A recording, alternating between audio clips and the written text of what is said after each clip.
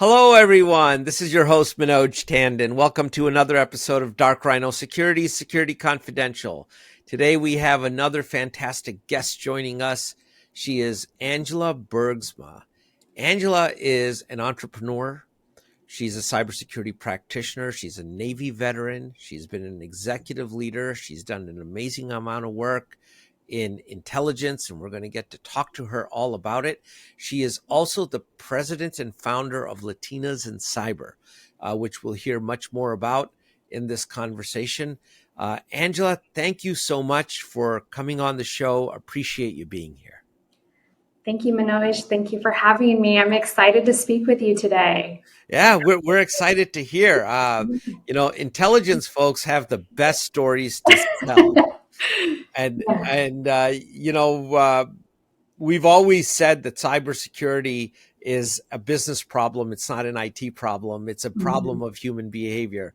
But we'll put a pin in that because we want to get how you went from an intelligence officer in the armed forces to getting into the world of cybersecurity and consulting for some really reputable names out there. Yeah. Oh man, it's a story. It was a transition as well, and it wasn't very easy. Really?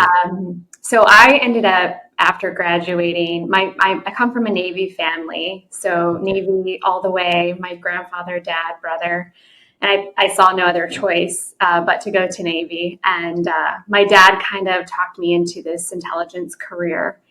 So I had no concept of what it was, but at the time, 9/11 had just happened. The war on terror started, and it ended up being a very happenstance time to be a part of it all. Like just Homeland Security was popping up. So I ended up, I was actually an art major at one point in my career, an undergrad.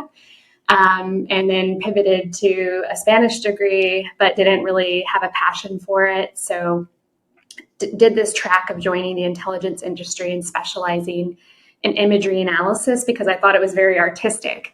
I ended up getting cleared and moved out to the Beltway and ended up having a very lucrative career in the intelligence industry. Did counterterrorism for over a decade. Had all the clearances that you could talk about, or you can't talk about, actually. Even had a fake name and was undercover at one point in my career. Wow. So for me, transitioning out was extremely difficult. I really didn't know how to translate these skills of looking for terrorists and hunting bad guys and working with operators on the ground and traveling overseas to a career in the civilian sector. And I ended up, what I was able to do was translate my background in intelligence to data, and to data and analytics and competitive intelligence, because I was like, well, I know data. I'm an intelligence officer. I've played with multiple data sources, have seen collection and the exploitation of collection on various levels. So ended up actually moving back to the Midwest, working in the manufacturing industry. Okay. And as soon as I entered that industry, I worked for a global organization. I quickly understood that they had no concept of nation state threats or understanding the value of their data. So it was actually an enlightening time for me. Cybersecurity, I would say at that time, was relatively new as an industry. It was just growing. It still is. Yeah, still is. And so that's initially how I translated my skills to cybersecurity, just seeing the threats for the C-suite, understanding that businesses didn't have governance, access control, management, no relevance of understanding their data at all. And so that's how I was able to translate my background in intelligence to the civilian sector and to get into cyber. I do want to ask you, was your dad an intelligence officer that he's? No, not at all. He was actually an aviation technician, but he knew enough about, the Navy and operations. And I had scored high enough on my ASVABs. I actually went enlisted, which I don't know why I did that at the time because I had a degree and I could have gone active duty as an officer, but was like, hey, I'm going to learn a trade. And I knew that enlisted, you learn a trade, a specific trade. And at the time, I just wanted to do it part time. I had no idea that it would actually be my career and lead to this fruitful career in cybersecurity and entrepreneurship. So he knew I was smart enough to do intelligence. So I ended up working in naval intelligence and was able to travel all over the world, which was amazing. And then as I was a reservist, I had a government career at the same time. So I was an officer in my day job, enlisted on the weekends or once a month as a weekend warrior. And had an amazing career in my civilian sector that just took me to places I never imagined possible. But the missions were always just so amazing, and we were saving American lives. So that was, just an amazing opportunity for me to work along some of the people that I did.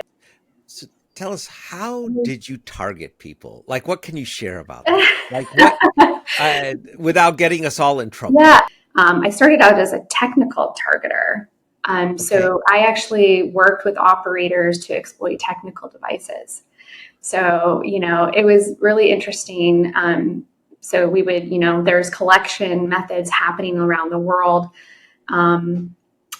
Let's just say that nation states go to events and they do a lot of surveillance, and they collect information, and there's the opportunity for them to collect data just with the technology that they have. So we would collect that data, and I can't really reveal the source of how we did it, but we would get that data and I would come back and exploit it and review the data to see if it aligned to our source.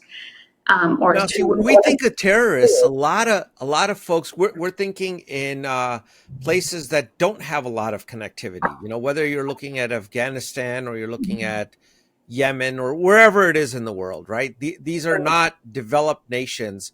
They're not even, a lot of them are in their infancy as far as infrastructure even goes. Yeah. Right. Well, in every country, though, there is an intelligence service. And those intelligence services are collecting data through various methods. And there are sources throughout the world in which intelligence services work to exploit that information. So part of my job was to help validate sources, to recruit sources, not me specifically, but working with the operator with the intelligence that I would give them. So knowing that there's data collection happening everywhere via every mean, and human is, so I started out as technical, but I ended up working into human intelligence, and that's where we exploit people. So understanding why would somebody give you information? Are they behaviorally inclined to provide? What motivates them? Yeah, what motivations do they have? Is it financial? Is it ideological? So there's this whole world of exploitation. When I always talk to C-suite about this, is like the penetration testing aspect, the in-person, the physical, right? So there are actors that they're not collecting because they want money, but they're just collecting because they want data. They want information to be able to influence. Or they just want information to have it so that if they need to influence at a later point, they could. Is it hard to compromise an individual? Like I don't, there's a psychological aspect of it, right? So I don't, if you understand what motivates someone, it's probably not that difficult if they don't have a strong tie to their nation. And they understand, so I think it could be very easy that somebody is exploited, or they're being exploited and they don't even know it. So there's that. Wow, that's very interesting. Yeah. So see, I have tried in various computer science departments to try and get people who are studying cybersecurity to convince them that they need to bring in the psychology aspect of it. And the ones and zeros are important, the techniques and procedures of how you technically compromise. That's great. And I think there's so much information out there on that. Right. And if you're of average intelligence, you could figure it out. If you have the will, you can actually exploit those techniques. Right. But The why? psychology of it, I Right. think, is not so trivial. And no one has actually done that. So if you were going to craft a cybersecurity curriculum, Hmm. what, because I'm sure in the Navy, you guys had some training on this. Like what aspects of psychology would you bring in? You know, I actually would talk to helping people understand the human threat, first of all, the human exploitation threat, that psychological threat, but also understanding the value of what they have and what they own that they don't even think that they have, which is relationships, which is information from whatever organization they work for. You asked me how would I target somebody. We would typically, when I would work with an organization and targeting, it was not looking at the target itself, but looking probably 5 to 10 degrees away from that Really? person, That far? that far, to figure out ways to get to that person where it would seem as though it was a natural connection. So I would encourage in a curriculum for people to first understand the value of their business, to understand the value of their relationships, because those are the things that make them an attractive target to a nation state that might want to exploit them. See, we get a lot of small businesses that listen in, and that's finally because, as a company, we serve the small business market, and we get some larger players too. But Yeah, this is often comes up in the SMB space. They're like, well, nobody really cares about us. right. Well, that's not true. Yeah, I mean, why do you want to go? Why would somebody want to compromise me, man? I got a 50-person shop out here in the middle of the woods. Why am I relevant to anyone? Right. Well, it depends on what industry you're in. It depends on who the connections that you have. I would argue, like, so I worked at that organization that was a global organization. The industry has nothing to do with counterterrorism, nothing to do with the government SLED, Fed market, nothing. I mean, they might sell to it, but they manufactured a device that resided in every building. They were in the furniture industry. And so, Furniture. yeah, they were in the furniture industry, and they had floor plans of every major U.S. business in the United States. If I was a nation state, that would be an organization that I would want to target because they had the floor plans of every business that is in the United States practically, or the world. And I could leverage that if I were trying to put people, because those types of operations, those clandestine operations are happening in the United States, whether you believe it or not. They're happening everywhere. They're happening.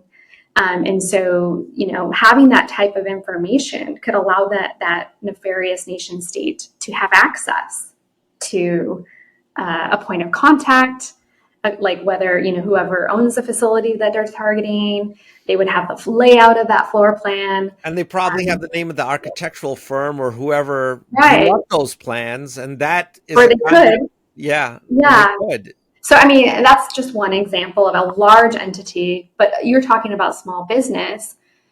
I mean, I worked in the small business. I actually had my own business, working with C-suite to consult in the cybersecurity space.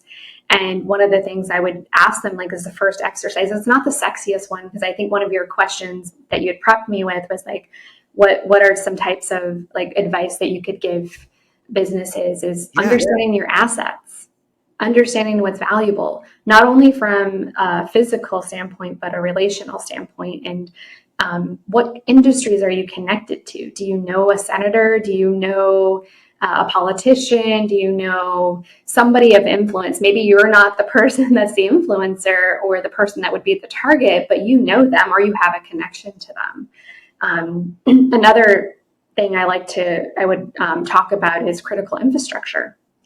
Does your industry service critical infrastructure? Because critical infrastructure is always something that intelligence services are studying. And you know what? Those guys don't have any money. A Right. lot of them. Like you look at the water people, they don't got $2 to spend. I'm like, you guys can't buy a pack of gum. Forget about cybersecurity.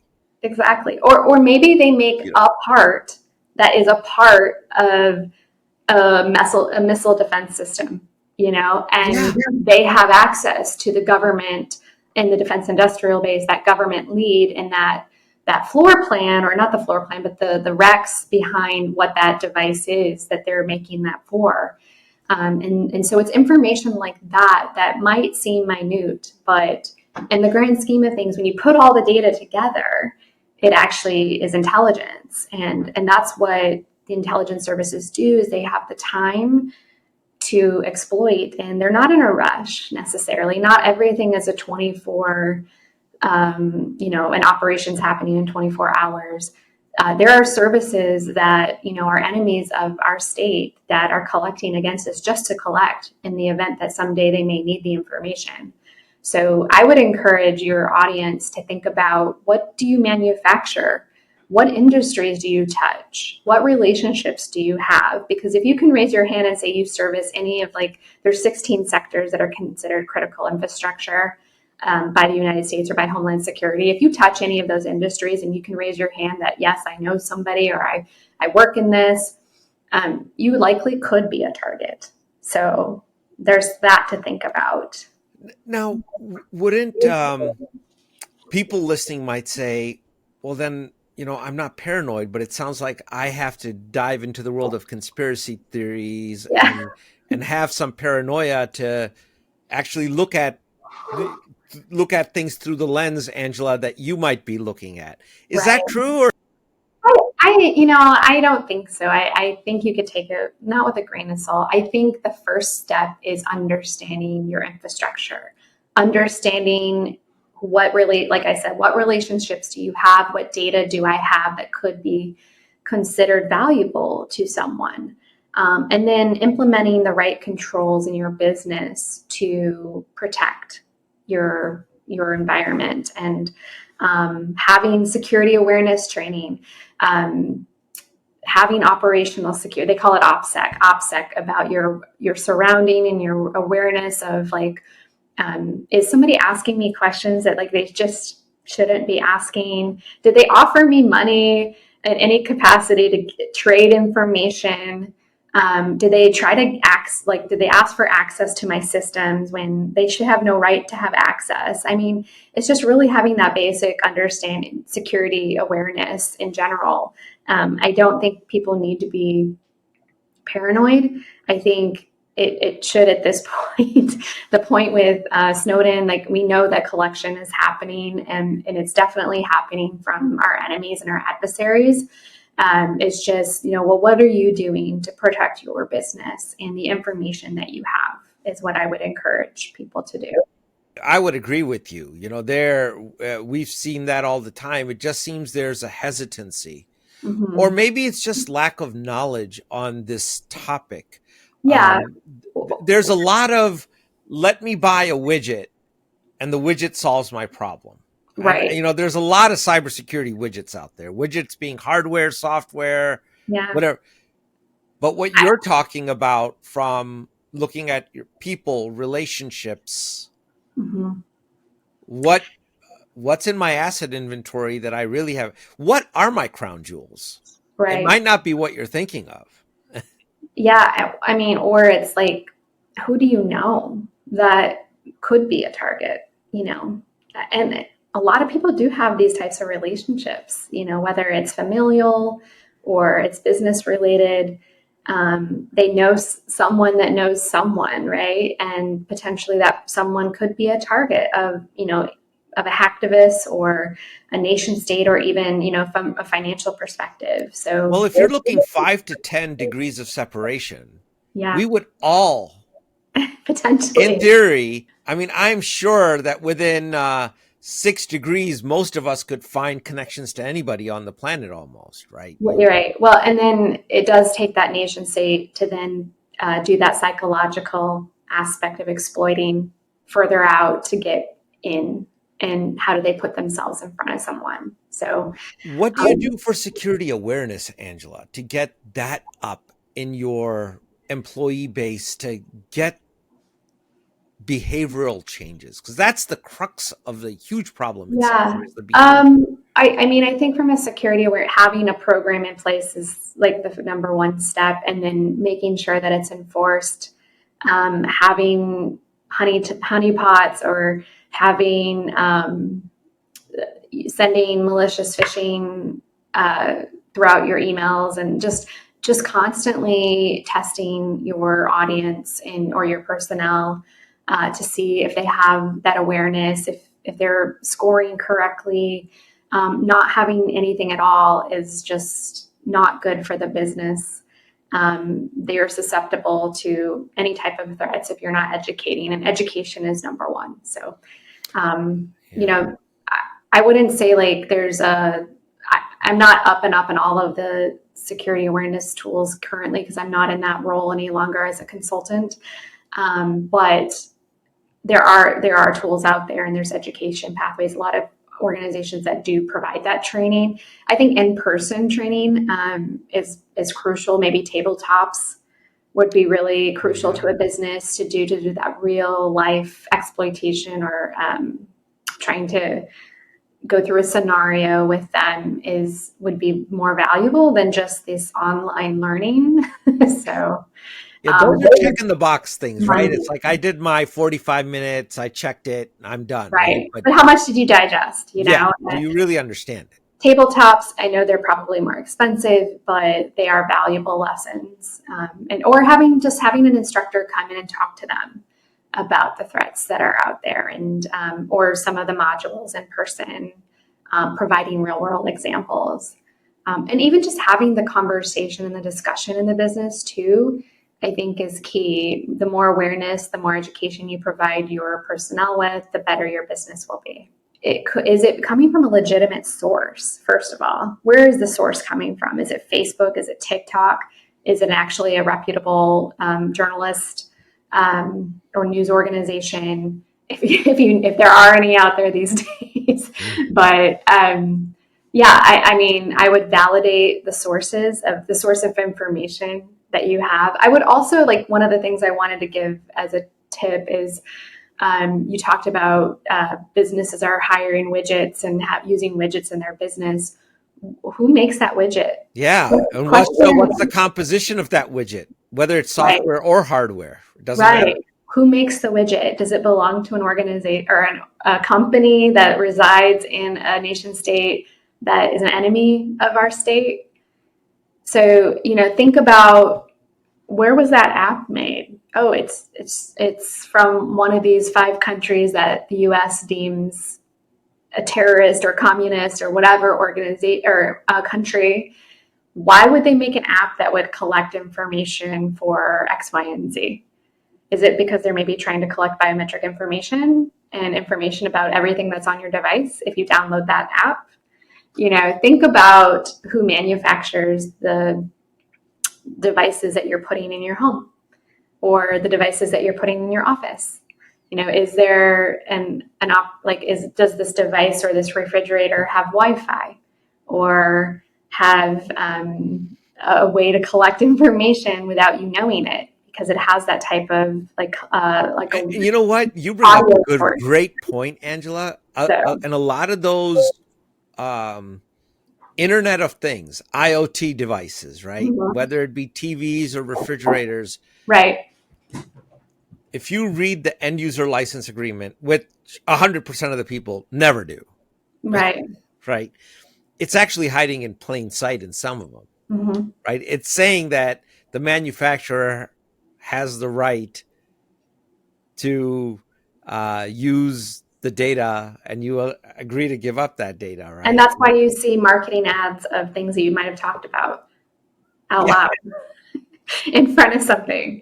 I also like to tell people to think about, like, Wi-Fi can be exploited. So if you have a refrigerator that is connected to the internet because it has a digital display and can connect to, like, the weather and everything like that, who's to think that a nefarious source, whether it's a nation state activist or somebody that's just trying to get your money, couldn't hack into that device and collect information as you're having a breakout session in your your breakout room and talking about what happened in the business. If you were a target, there are ways to technically exploit devices. And this goes back to my career when I first started as a technical exploitation, doing technical exploitation. But these types of devices, if they have connection points to Bluetooth or to the Wi-Fi, they can be exploited and information can be collected. So just some things to think about. It most certainly can. Mm-hmm. And which is why in some 3-letter agencies, when you enter those buildings, you're not allowed to carry any metallic object. Forget about devices. Right. Nothing connected to Bluetooth, nothing. Yeah. Can't have your phone in the building type of thing. Yeah. So there's a reason for that. I mean, our phones are probably the most easily compromisable devices that there are, especially when it comes to data collection. Right. Or even the device that you have on your hand, the Apple device. Oh, yeah. This thing, you mean the microphone? Right. Well, and then, I mean, that is actually tracking, I think, a pattern of life. Where do you go? When do you stop?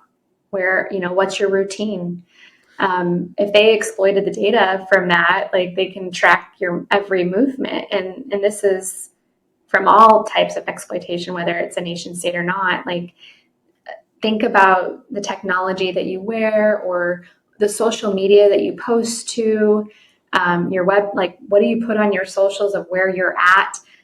All of that data, it can be geotagged. And like in the beginning of my career, I was an imagery analyst. I was also a geospatial analyst. So my job was geospatial intelligence. So we would map out where routes and events are, where we thought our targets were. So like those devices can be exploited as well. I think to tell pattern of life. So I think people who might be listening to this will definitely have pause for concern. They're like, well, this is just stuff that you hear about in the movies, right? I hope it helps them think twice about what they're posting. Is there any such thing as trust then on the internet? Or anywhere? Like, how do you trust? Forget about the internet, even people. Like in your world, people. Like, is there any such thing as what is trust? That's a good one. I still haven't figured that out. That's, I think, a life problem too, though. I just think you should always be cautious, and really just when you get to know someone, get to know them before you disclose a lot of things if possible. I definitely am not trying to say that like you have to guard every relationship, and I'm a very giving person myself. I welcome people with warm arms and everything, but I think it just helps to know that there is that world out there and that it's, don't always give everything away right away if possible. So, well, let's switch gears a little bit to another passion of yours. You're the president of Latinas in Cyber. Yes. Tell us about that. What drove you to create the organization, and what's your mission there? Well, there were 3 things that drove me to start building the organization. And I'm not the only founder. There's a few others of us as well, which we have a great and dynamic team. But it did start with my journey of entrepreneurship and having my own business. It was a Microsoft-focused business with also a security angle. So we did cybersecurity consulting. And in that pathway, I ended up working for an MSP at one point, kind of consulting and working with them, and went to a peer-led industry group at NIST, which is the National Institute of Standards and Technology. And with all of my peers, we were building out cybersecurity programs. A lot of the MSPs were morphing into MSSPs. And I was the only woman in the room of 40 men. So that was really the prefaces, or one of the prefaces of starting the organization. There was no one like myself that I could go to mentor as I was growing in this space. There are moments where you do look to a peer, or you look to get guidance from someone like yourself and see yourself in this industry. And there was no one like me in this industry. I was a part of some other groups. There's an organization called Latinas in Tech, which is amazing. And there's one called Techeria. They were also virtual online communities. They've been around for over a decade, but they were very broad and not niche to cybersecurity, which was what I was looking for, is that mentorship. So that was one thing. And then the next item that kind of propelled this organization forward was during the time of entrepreneurship. I love to give back, and I was speaking to a group of students here locally in Michigan, where I reside, and I was asking, I was just talking about my art background and how I got into cybersecurity. And after the presentation, one of the teachers was like, "Thank you so much for sharing your story. There are young girls in this class that need to see women like you, women of color." And I am biracial, so I'm actually Mexican American and Irish. And my last name is Bergsma because I'm married. But so nobody really knows that I am biracial. But that was a heartwarming moment where I was just like, I was a very private person. To speak out publicly about my experiences, to talk to my story, because I was an intel officer and I was undercover. This was something very difficult for me to do publicly. And I realized at that moment that there was a lack of visibility for young girls of color to see women like themselves. So that was the second thing that made me want to start the organization. And the third thing was I read a statistic in the spring of 2022 that IC Squared had put out, which IC Squared is a nonprofit that provides curriculum for the cybersecurity industry, stating that there were only 4% of Latinos in the United States in the cybersecurity industry. And I was appalled. Now, what's the reasoning behind that? Is that lack of awareness mostly? I believe so. I think it's cultural. I think I probably it's more cultural than anything. And then the lack of access to those types of programming in the United States, to education. So I read that statistic, and I knew that if it was 4% of Latinos is gender agnostic, so it's female and masculine. So the likelihood that was women was probably 2%. We estimate 2 to 3% of women of that ratio, or that percentage. So I just knew something needed to be done, and I made a post on LinkedIn that went somewhat viral at the moment and attracted a group. I just talked about the statistic and how it wasn't good, and that I needed to call up for action to identify other women like myself. And so that's how Latinas in Cyber was born. And then together, my two founders and we've built this organization. So we've been active for about a year and a half, and we're now a nonprofit, a 501c3, focused on education, resources, and community. So are you folks, have you instantiated education programs? Yes. Yeah. So we say it's our 3 C's: curriculum, career, and community. Everything we do revolves around those 3 C's. So we actually have cohorts. We're working with Google as one of our major sponsors. They actually provided their Google cybersecurity certification program to us. We are working with IC Squared. We have an IC Squared program launching with the cybersecurity certification. So we're providing those types of programs. We're also looking at building a CISSP program, so raising the money and then working with a cybersecurity firm that we know that should be launching hopefully in the near future, but providing them with a 10-week course to learn everything about the CISSP, and then we would give them the vouchers so that they could take their test in the books. So we're working on a lot of great programs. It's also, our target market for Latinas in Cyber is the early stage transferring women into cybersecurity to the C-suite. We don't see a lot of women of color, of Latina descent in the C-suite. So we are building programs that work towards providing them with opportunities so that they can have that visibility, because that is lacking. What about you mentioned that there's a cultural aspect to this. Is there any outreach into the Latino community to start planting the seeds of change there? That Yeah, and I think one, providing the programs is key. From an education standpoint at home, that's a little bit harder. The outreach, I think it needs to happen at a younger stage.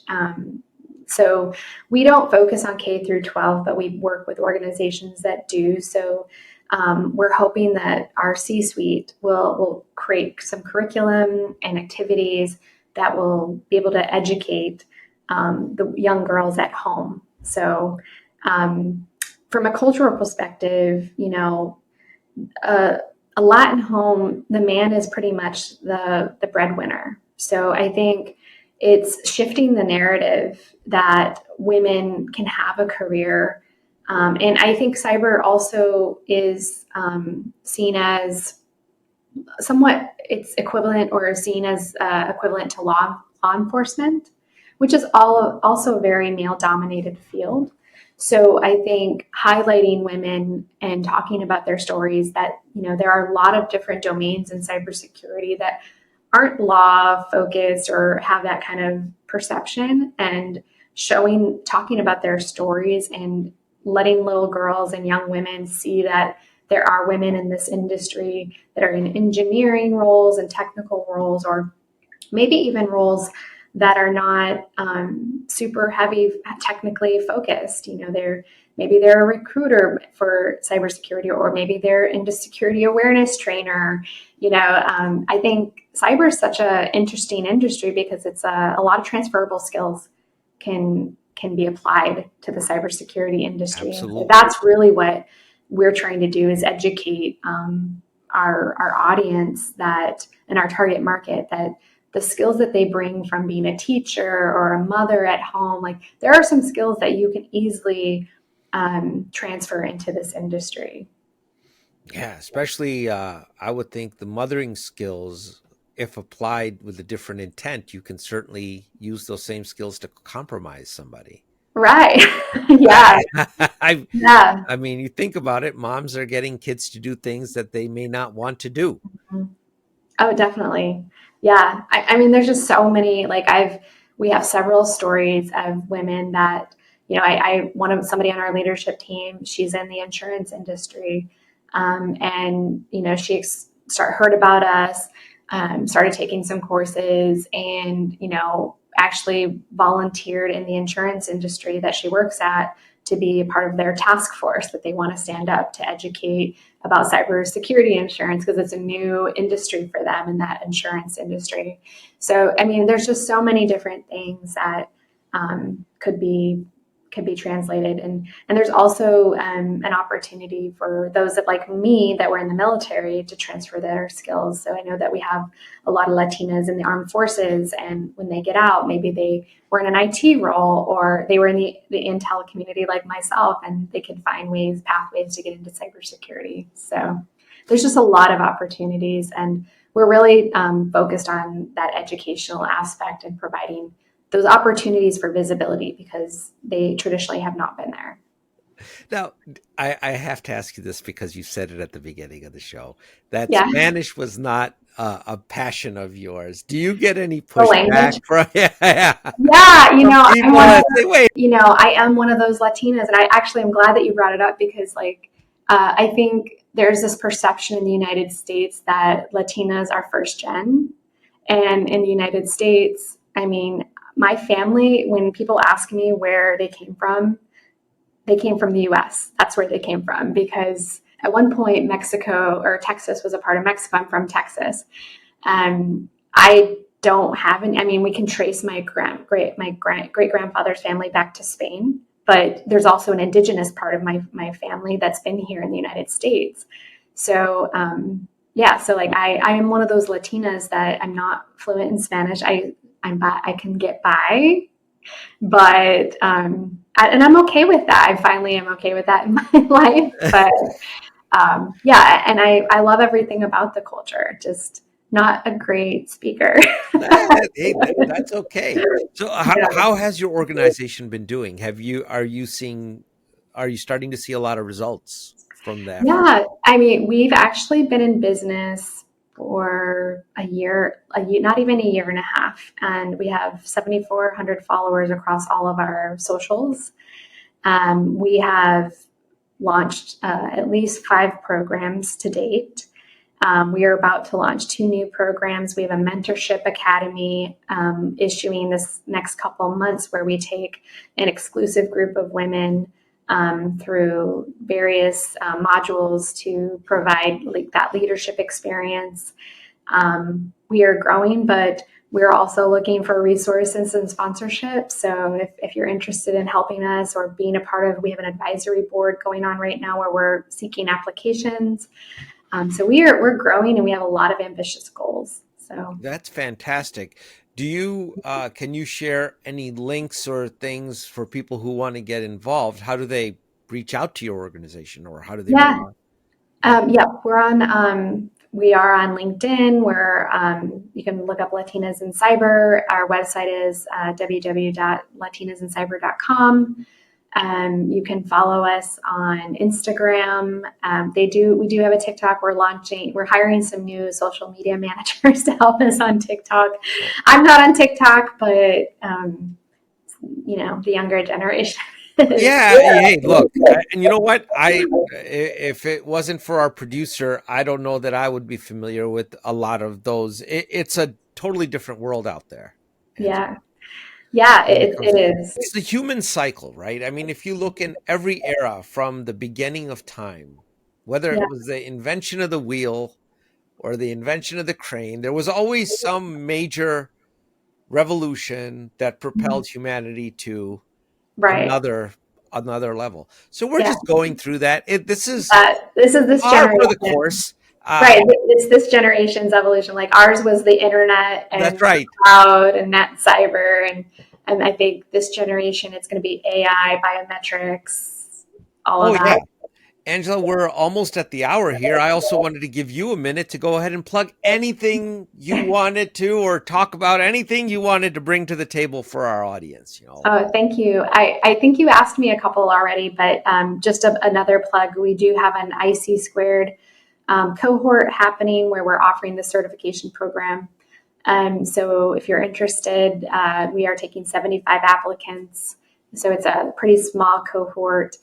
We do have that mentorship academy happening. If you're interested in giving back and helping our organization, is either an advisor or from a monetary perspective, or even just participating in an event, we are doing a lot of different things where we can highlight your organization and would welcome that sponsorship. So if you need to reach me, my Instagram handle is I am Ange B, so it's ANG with an E, not with an IE, but you can reach me there. And I'm also on LinkedIn as well, so I'm happy to connect with people on LinkedIn.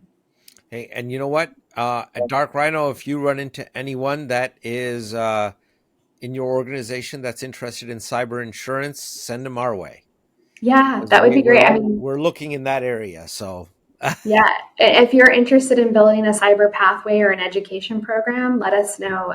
If you're hiring for diverse talent, we have a lot of women in our network that we can offer those opportunities to. So there's also that aspect of it as well as trying to place people in careers. So would fantastic. love to hear Yeah. from Oh yeah, you. we'll absolutely keep that in mind, and we'll make sure that we get some links in the show notes as well. Yeah.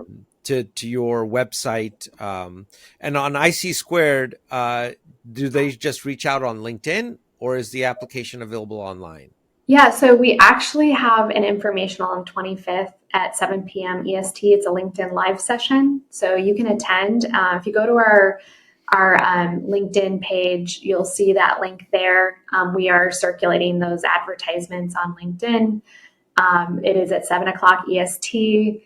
From there, they will actually release the applications for people to sign up. So 7 a.m. or p.m.? PM, sorry. PM East. Yeah, EST. So Fantastic. yeah, well, I thank you for having me on. This was a fun conversation. I don't get to always talk about my days as an intelligence officer and how that translates to today. So I appreciate you having me on today. It was really nice. I'm sure we'll have you back at some time too. As when you're always welcome back. So as things progress, you want to let our audience know about things, let us know. You're doing great work, and I think this was an insightful conversation. Thank you so much for being with us. It was an honor.